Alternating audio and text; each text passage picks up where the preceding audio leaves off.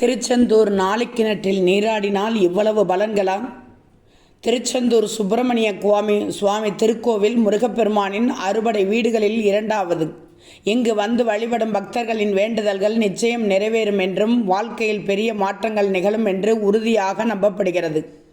செந்தில் ஆண்டவர் நிகழ்த்தும் அற்புதங்கள் காரணமாக இந்த தலத்தில் ஆண்டு முழுவதும் பக்தர்கள் கூட்டம் அலைமோதுகிறது.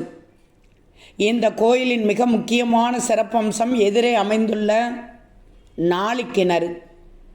இதில் நீராடினால் பாவங்களும் நீங்கும், துயரங்களும் நீங்கும். திருச்செந்தூர் வரும் பக்தர்கள் முதலில் தெற்கு புறமுள்ள நாளிக்கிணற்றில் நீராடிவிட்டு பின் கடலில் நீராடி அதன் பிறகே முருகனை தரிசிப்பது மரபு.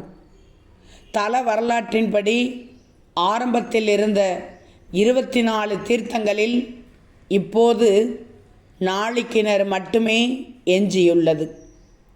முருகப்பெருமான் தன் வேலால் உருவாக்கியதால் இது கந்த தீர்த்தம் என்று சொல்லப்படுகிறது.